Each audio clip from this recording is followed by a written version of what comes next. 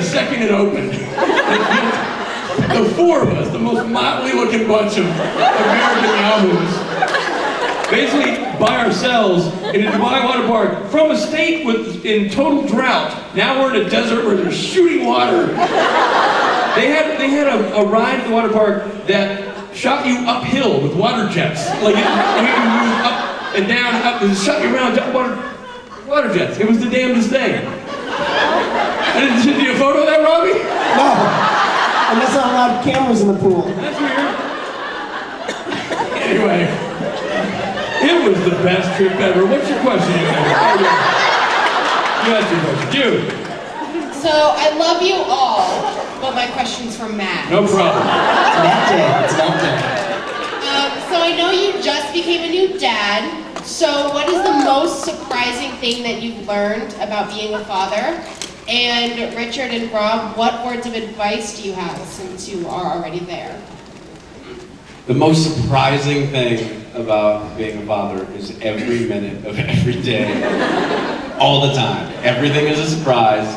I've summed up parenting in my 14 and a half weeks of parenting as soon as you can, the sooner you can accept being tired and being full of fear. Now, I mean this honestly. The sooner you can accept being tired and accepting being fearful for your child, the better parent you'll be. At this point, I'm only like 25% accepting of both, but literally, you sleep very little for the first couple months, and you're scared shitless always. And I imagine that it doesn't change as they grow older. I can remember being 18 and doing the shit I did and seeing the fear in my dad's face. So, to me, it's like, just accept not sleeping and accept being fearful, and welcome to parenthood. Yeah, that's pretty much it.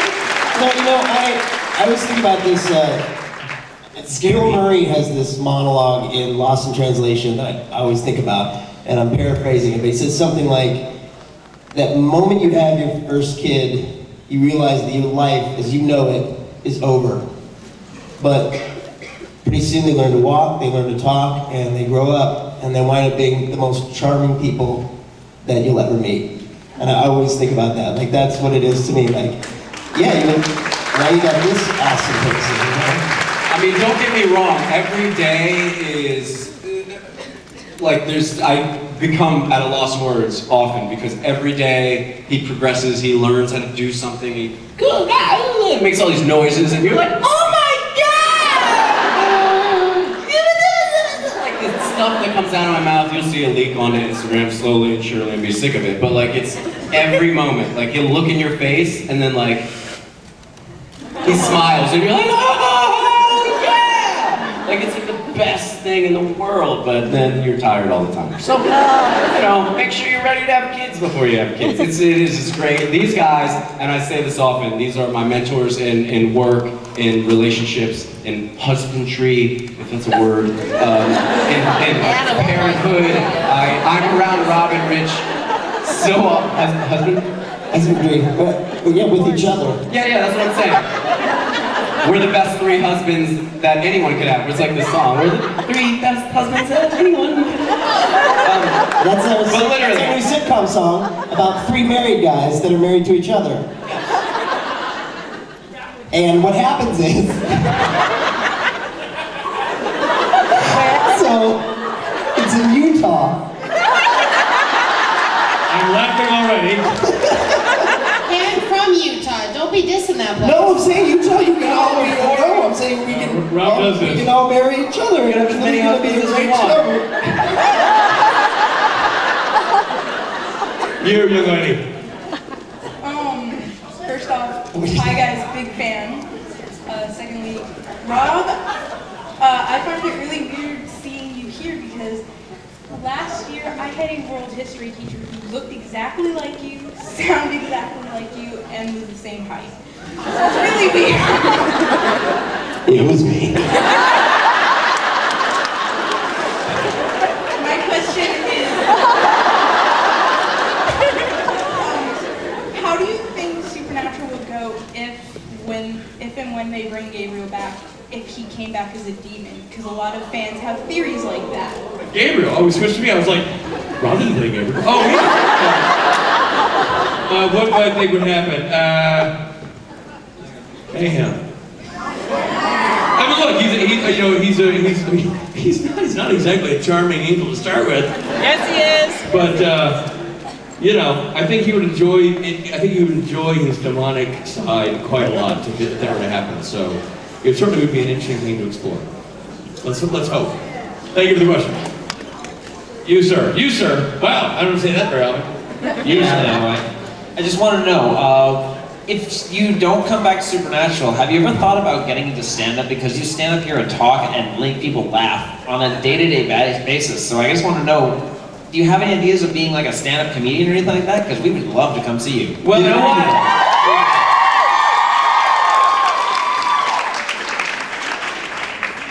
Matthew, were you going to say something? No, the applause ruined my jokes. No. All I was going to say is and I know Robbie is dipped in this world as well, have a tremendous amount of respect for stand-up comics.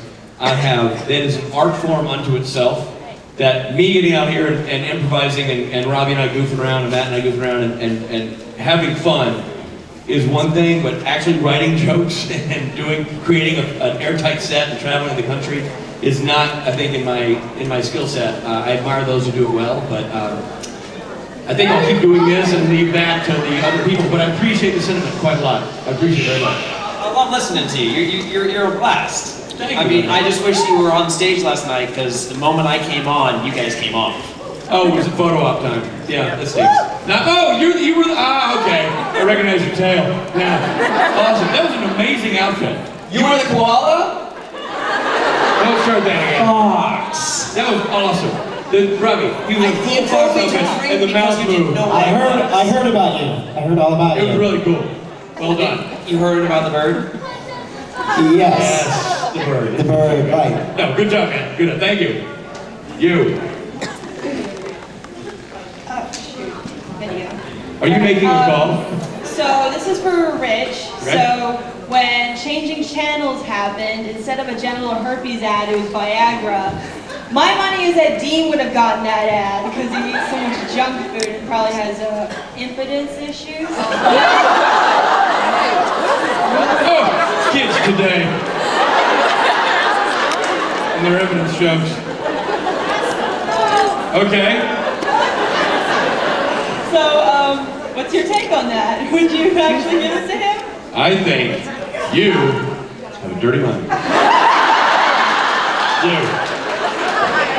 This is mostly directed towards Richard. If you were to recreate your character, how would you recreate it? You mean how would I bring the character back, or what do you mean? Yeah. In a porno. Sorry, I know you're a kid.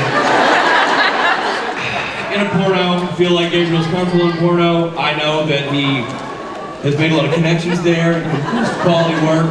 I believe I would have him return in a porno. Thank you. Costumes last night. It was really nice. Thank you, Matt. You complimented her costume. I loved them. What were they? Which what? Mermaid Man and Barnacle Boy. Oh, I don't remember, but it was great. I just want to know, what's your favorite band, song, and singer? Loud and Swaying. Hold on, this is a real thing, and Robbie always thinks I'm BSing him on this, but I do. Loud and Swaying is the band I listen to often because it's the band I'm surrounded by. So Robert is my favorite musician, and She Waits is one of my favorite songs, along with Mama's Jam. There's a whole slew I love on the new album, except I'm so stuck on the old album. Eskimo is just one of my faves. Me and my wife, I'm actually going to direct a short film based on some of his music, hopefully later this year or early next year. So. I would say, the Loud and Swaying front, favorite song, Bandaged Hand or Lucky, which I like a lot. Outside the Loud and Swaying universe, REM, Michael Speight, Fall on Me. Right? Hi. Hold on, Rob's got to answer the question. Rob's got to answer the music question. I mean, favorite band, favorite singer, favorite song. Oh gosh, okay. Pearl Jam, Eddie Pearl Vedder. Jam, Eddie Vedder, and which song? Jeez, there's just Jeremy. All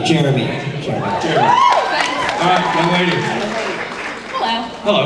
My question is for Richard. Okay. My favorite on-screen line was, Lucifer, you're a great big bag of dicks. I was just wondering what your favorite on-screen moment was. On-screen moment? That was awesome because working with Mark Pellegrino was amazing. He's a phenomenal actor. And incredibly creepy. I gotta say, I was given a lot of fun, snarky lines of dialogue to deliver. I think my favorite moment, though, it wasn't a snarky line of dialogue. It was the scene I had with the boys in the warehouse, where I revealed myself to be Gabriel. Just because that was like old school theater. That was just three guys, not a lot of camera tricks, not a lot of blocking, just acting, and it was really, really fun and challenging in that kind of way. So that would be my favorite moment, on-screen moment. Thank you. You. I was wondering what your weirdest fan experience was that wasn't at a con. Weirdest fan experience that wasn't at a con. Rob and I had a fun one at Comic-Con. This wasn't really that weird. It was just funny to me. Robbie and I were at Comic-Con, and a lady came up to Rob, and she's like, I know you from something. What I know you from? And we're in the lobby of our hotel. And Rob, This just happened 2 weeks ago. Rob appropriately says, Supernatural. Did a lot of Comic-Con, there's a lot of Supernatural fans at Comic-Con. And she goes, no, not that. Waiting. Made my film Waiting.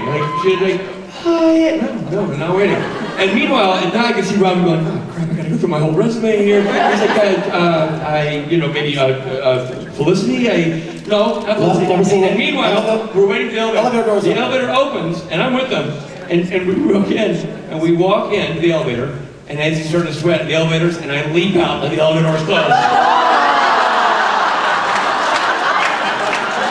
And I slammed into like three people behind me, like, hey man, you just dove into us out of the elevator. I'm like, sorry, I was trying to trap my friend in an uncomfortable situation. And they're like, oh yeah, okay. And it totally worked. She was like, wow, now you're just stuck with me. I was like, no, that's no big deal. I'm totally cool being here. And she was like, okay, so what is it? I mean, it was the longest elevator ride of my life. I went back. She didn't know anything. And she thought she knew me from something. I'm going, the original 90210. I've listed you almost all my credits.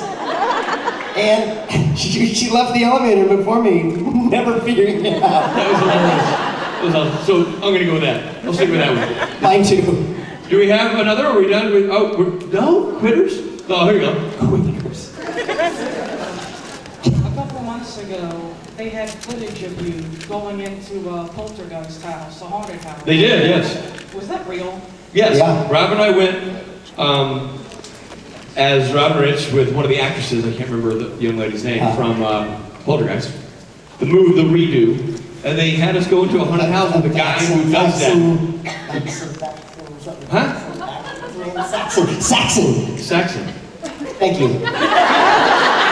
So we went there and walked around this house. We had these, night vision things, and this guy, and this is a house that he's visited many times. There's been a lot of sightings and problems with, and it was super creepy. It was creepy. What was weird is I was expecting like a haunted house, they'd come in, but it was just this normal house in this normal neighborhood, and the people who live there have been freaking out because there are all these, these ghosts, some spirit that's bothering them,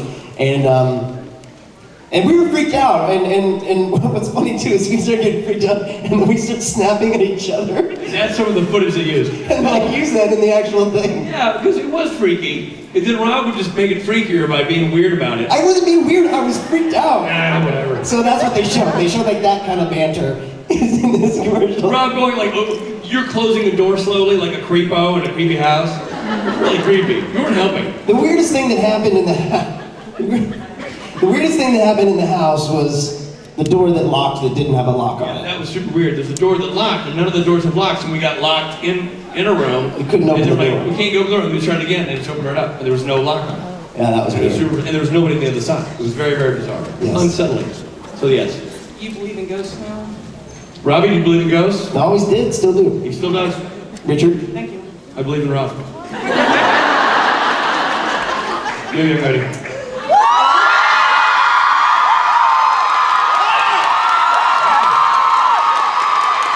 Oh, hey.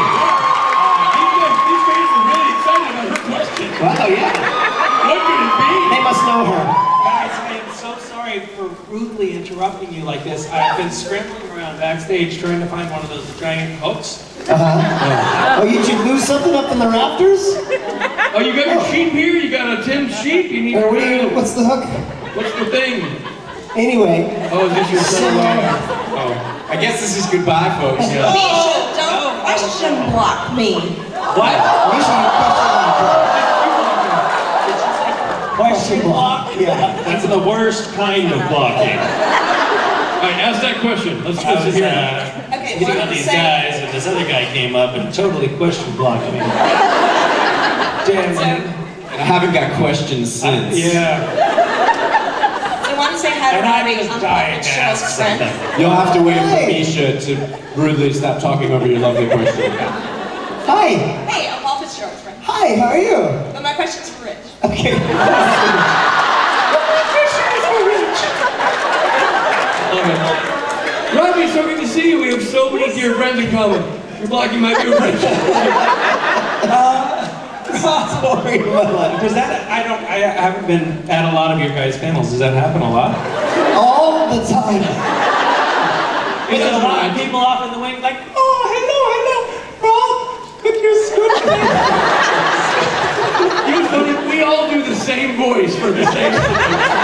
That's how fans talk. Nobody actually talks like that. I did it this today. We were talking about like, oh man, the God, you're so beautiful, it's ecstatic, it's pure God. It's like there is a God that he made to the planet and with life and you're right here in front of my very eyes. But my question was My question is for Rich. All right, what is your question? So my question is, you filmed a show or a movie called... No, wait, just one quick interjection.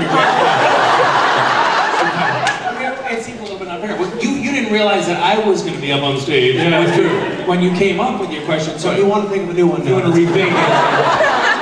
And give it back. You have these 4 eligible bachelors.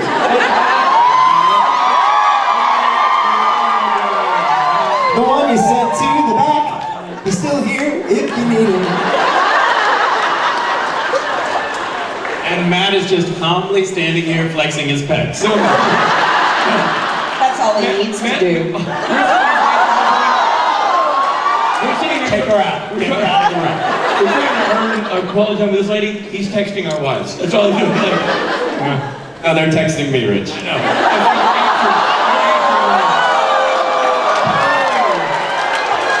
It doesn't hurt because it's true.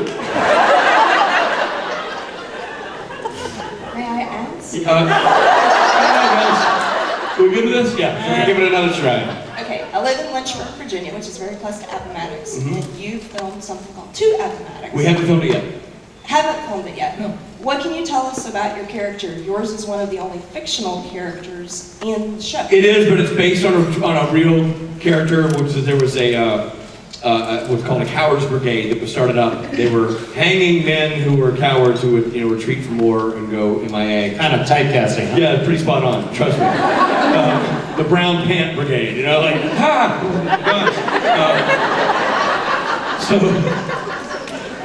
So they decided in the court system they needed soldiers more than they needed to hang guys. So they were giving soldiers a second chance. And they created a brigade of guys who were willing to go back and retrain and go back to the front and fight. And so That is not the brigade you want to be assigned to. Not so much. The coward brigade. Nope. We were going to kill you for being scaredy cats, but instead we'll send you off to war Put you in the together. front lines. Yeah, by the way, with other cowards. Guys you don't want to share a foxhole with. So that's what it's based on. Is it going to air? Is it going to be filmed? They were very close to shooting it a year ago and ran into financial trouble. I hope it comes to pass, but you never know, and that's not my department, so I hope. Fingers crossed. Will you film an Appomattox? Well, how many questions do you have? I mean, now that we're getting How into many it. can I ask without you interrupting?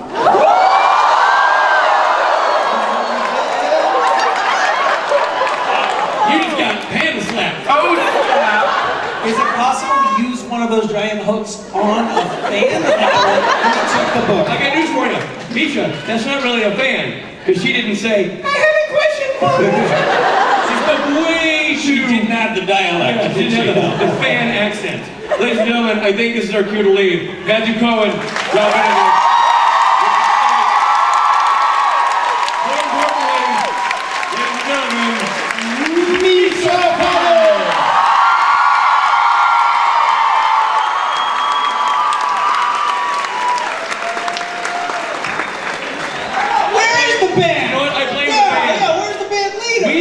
We don't look at the time. We count on the band to start playing music. I'm not the band's keeper. Actually, I am kind of the band's keeper. By the way, when you step up to that microphone, you're now part of the band, which means you're part of the problem, which means how dare you? First of all, you. All right, bye. Bye.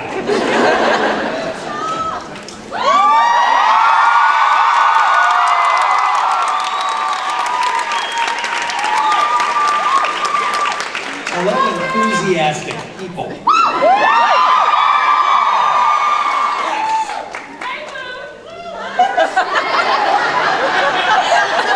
What did you just say? Did you call me boo? I like that. Hey, I now answer to boo. Our nation's capital. That's where we are right now. How many people represented in this audience actually live within a 50-mile radius?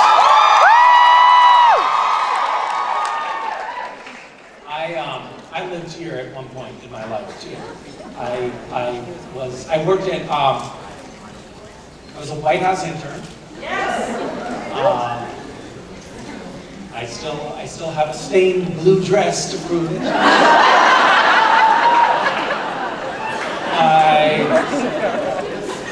Too blue? Okay, erase that. Start over. I was a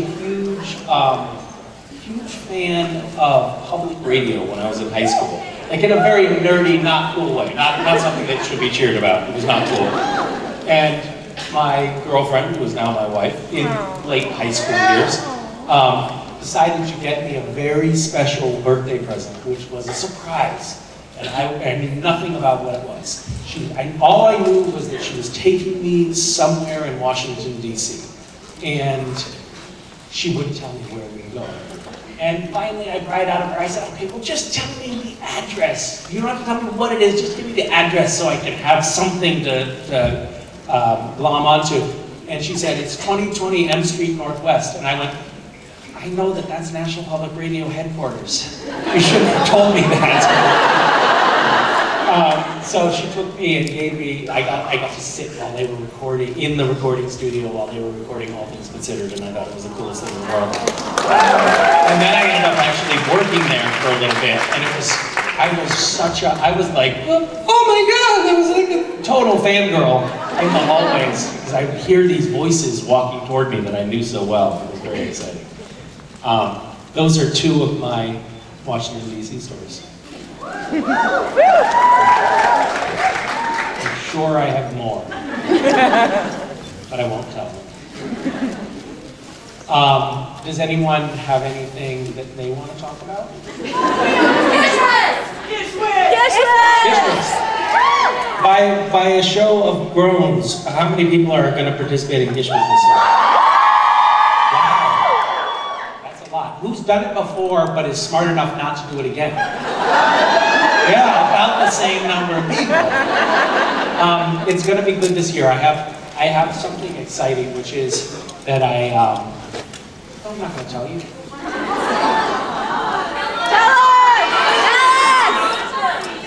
We won't tell anyone, we promise! I usually spend about the next hour after doing a panel thinking, why did I say that? Shh. Shut your mouth. Filter things. So I'm trying to filter more now.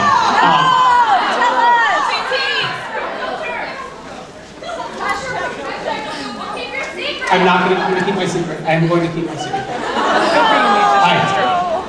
Hi, I was just, you released took that phone number last week for Gishwatus, and we're the two who got on the phone with you, and you told us to self-identify when we got here. Oh yeah, no. What are your names? Carrie and Cass. That's what I said. And how are you? I'm all right. Good. Did anyone happen to call into that phone number? Yes. I enjoyed that. I bought a tie shirt for you. What's that? I rush ordered a tie shirt because you asked us what our favorite part of the phone tree was, and so we want to actually redirect that question to you. What is your favorite part of the phone tree? What was my favorite part of the phone tree? So, some of you don't know what we're talking about, right? Correct. Yes. Okay. So, you know when you call a Time Warner and you say, you call and there's a pre-recorded message that says, if you're calling about service interruptions, press 1. If you're calling to because you forgot your password, press 2.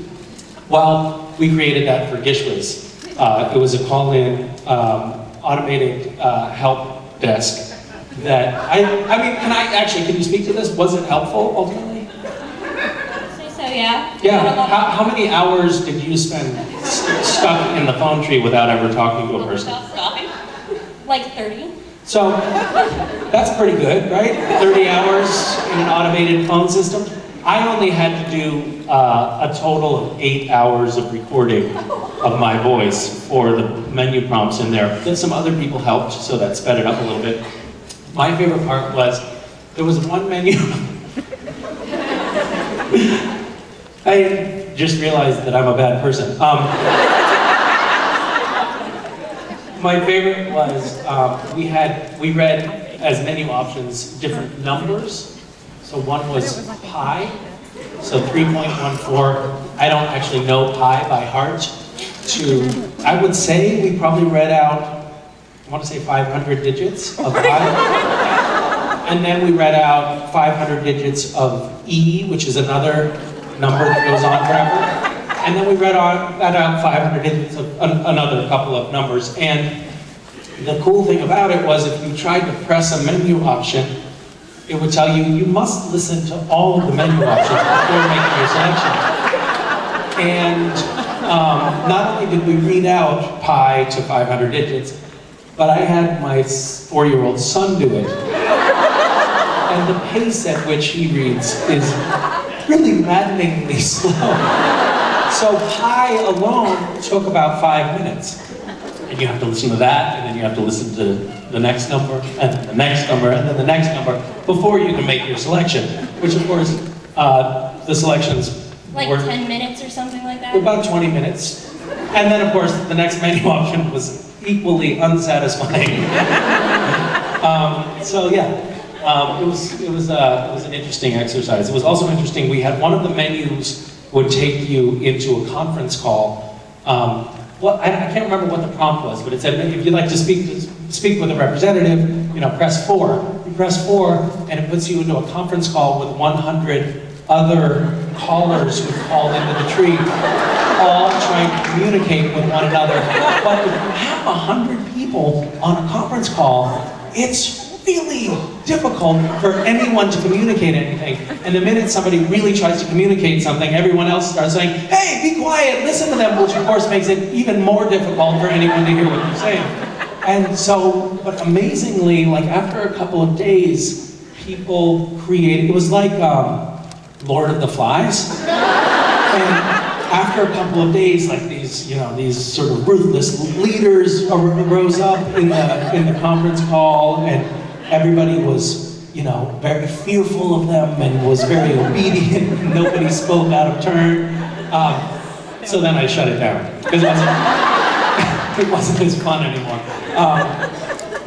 Anyway, the company that was managing, the service that was providing the infrastructure that we were using for this, they told us that they did not want to do business with us.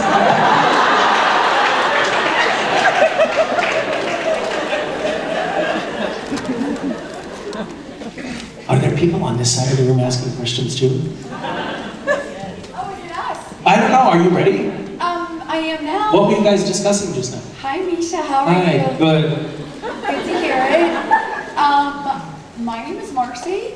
Okay. And I am here Yes. representing my friend Angie, who is probably right in front of you with her hand waving. Hi, Angie. She was here last year and she donated to your Random Acts. Thank you. I believe it was an unconventional way of donation via Yep. Matt. But this year she would like to donate as well to you. Okay. And I was welcoming suggestions.